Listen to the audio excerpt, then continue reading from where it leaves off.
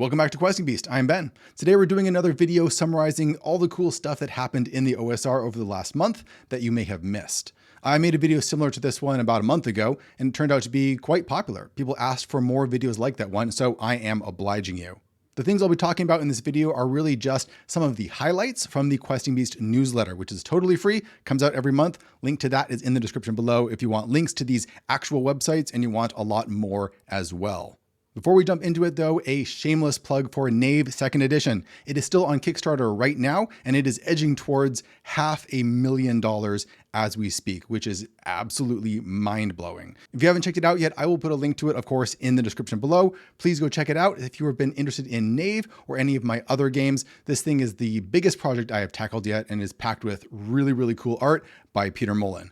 All right, let's jump right into it. One of the first things that caught my eye this month was this Reddit post on the OSR subreddit talking about Wolves Upon the Coast, which is a setting by Luke Gearing in a kind of quasi-medieval England-ish type of setting. And I've been hearing about this for a while now, but I never really checked it out. And this Reddit post really sold me on it. At its heart, it is a huge hex crawl with a lot of sailing involved because you're sailing around through these different islands. And it is very fleshed out according to this review or this write-up of it. There was so much to see that you could play this thing for years and not even get close to exhausting it. One of my favorite things about it that was mentioned here was that how important the wind is in the structure of the game, because you're going to be rolling wind speed and direction pretty regularly, which seems not that big of a deal, but it can have really big gameplay effects. For example, this person says that in their last session, the player spent 2 hours of the session sailing about and gathering mercenaries, and then 1 hour they had a brief assault on an enemy fort. Then, when they were preparing to sail home, the wind picked up and stayed up. The players and their mercenary army were stranded for over a week, unwilling to leave port. In that time, because the enemies had been fighting, most of the gear was destroyed. Luckily, they found a good amount of provisions. If they hadn't, they would have had a mutiny on their hands. As it stood, though, they had to pay extra to keep the mercenaries happy, on top of the extra days they had to contract for. By the end of the session, victory had soured significantly. The expedition had cost the players far more than it had gained them, and the teeniest and the tensest part of the whole thing was not the pitched battle between the equally matched forces, but the desperate tedium of the players as they sat on the shore, waiting for the winds to change while I made morale checks for their mercenaries. That's a great little piece of story that is generated entirely by the mechanics of the game, just by having a wind generator that you're going to have to roll regularly. There's other fun tweaks here too, like XP doesn't exist and you have to level up by making boasts, which is very kind of Beowulf, very medieval fantasy. And I've seen Luke Gearing's spell system before, which is very much based on spell components and questing. So in order to cast a particular spell, you have to find particular things and do something with them. So spellcasting is much more limited, but it's very ingrained into the world. It sounds like a really fun system, or a really fun setting rather, to run. And I wish it was available in print, because that's how I prefer to run things. So hopefully this sees print someday. Next up, I found this really fascinating list of the top 100 Fantasy OSR and NSR games. And these aren't the top according to this author. What Figcat has done here is gone through tons of different websites, forums, subreddits, blogs, and all sorts of different places, and by hand curated the number of times that different OSR games were recommended to players. And so by using this, you get a very general sense of how popular these things are on the internet. Number 1 was Old School Essentials, which is about what you would expect. And then we have Dungeon Crawl Classics, A Worlds Without Number, my own game Knave, that was very nice to see. Basic Fantasy Role-Playing Game, Into the Odd, Electric Bastion Land, Lamentations of the Flame Princess, The Black Hack, White Hack, and so forth. It was just really cool to see some of these things matched my perceptions of how popular they were, but some of them were a little bit more surprising. Like, I do like Cairn, for example. I have reviewed that before, but I didn't know it was this popular and this recommended. So that was really neat to see. The author did something very similar for OSR adventures and modules and settings and all that sort of material. With number 1 being Keeper on the Borderlands, one of the most classic adventures by Gary himself. Number 2 was Tomb of the Serpent Kings by Skirples, which I've run several times. I got Stonehell Dungeon, Barrow Maze, The Lost City, Winter's Daughter, The Hole in the Oak, Caverns of Thracia, Deep Carbon Observatory, a classic OSR adventure from very early on in the OSR. Tower of the Stargazer, Castle Zintillan, and lots of other really great ones. So this can be a really great place to start out if you're not sure what adventures you want to at least try out. This has really great recommendations. Most of these are very good, and I've tried them and enjoyed them a lot. My own adventure, The Waking of Willoughby Hall, was also on this list at number 26, which was very cool.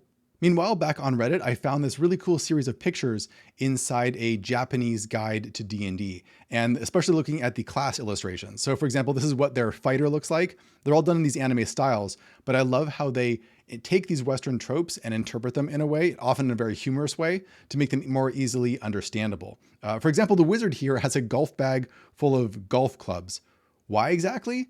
Well, maybe it's because each of the wizard's spells is like a unique tool to solve one particular problem, kind of like you have to pick the right golf club for the right situation. That's a really fun analogy. I hadn't thought of that before. We have the cleric here with a skeleton kneeling and begging for mercy beneath him. We have this very evil and dastardly looking thief with his long mustache. I just love these very light-hearted illustrations. It takes D&D to a more childlike place where it's not taken quite as seriously, and that's something that I like a lot. I really wish I understood Japanese so I would know what was going on these pages. I like how this halfling here, all the arrows just miss him because, of course, they're lucky. Meanwhile, over in Magic the Gathering world, a YouTuber apparently got a hold of a box of Magic cards that hadn't been released yet. They were sent to him by accident, and he made a video about it. Wizards of the Coast discovers this, and in order to resolve the situation, they send the Pinkertons, who are private investigators, to his house to intimidate him and his wife so that he will give them the cards back. It's just the weirdest story. I cannot fathom why they thought this was a good idea, especially to do it to a YouTuber who had a YouTube channel. Like, what was anyone thinking here? It's bizarre. Were they actually trying to create more ill will after the whole OGL crisis a little while back? I don't know. It's so strange. Over and over, they keep digging themselves into a deeper and deeper hole with no end in sight. One thing to think about is that we only learned about this because this one YouTuber made a video explaining what happened. Which means that, has Wizards of the Coast been doing this all the time? Do they regularly use private enforcers to show up at people's doors and take their stuff, and we just haven't heard about it until now? We may never know. In slightly more cheerful news, I discovered this extremely cool planet generator, which works really well for Mothership or any sci-fi exploration type game, but I think it's tilted a little bit more towards horror, so probably more for Mothership. And all you have to do is refresh this page and you get a new planet every time. Initiating planet sensors, boom, new one right here. We have, for example, it is terrestrial, mid-sized, it's frigid, crushing gravity, negligible atmosphere. We have all sorts of stats for it right here. I think the scanner in the middle here is its terrain. Points of interest. So we got an anomalous moon, sun-aligned orbit permanently eclipses the planet. Pretty strange. A cave system, massive, and that can accommodate ships. Colony, homesteading, technophobic religious sect, and we got a planetary database where it has a human presence. There was a hook here that you could use for adventures. So the planet's coordinates appear in every corporate advertisement in the sector. And mysteries and phenomena. Autopsying those who died on this planet reveals credit sticks crystallized in their kidneys. If you want some new mechanics and some new rules to help freshen up your game a bit, you can check out the Underclock over on Goblin Punch by Arnold K. And this is basically a new take on how to do random encounters. So instead of rolling a d6 every 2 turns or so, and on a 1, a random encounter appears, which can make things very variable, he recommends trying it a different way, where you have, like, say, 20 points, and every turn you roll a d6 and subtract that many points from the 20. When you get down to 0, then an actual encounter will occur. This means that there is more of a countdown timer that slowly builds tension over the session. Players can see this countdown decreasing, but they don't know exactly when it's going to go off because the d6 means that it's going to be unpredictable. There's a few other little factors that he threw into that as well. For example, it can explode. If you roll the highest value, a 6 on a d6, you immediately roll it again and subtract the results from the underclock.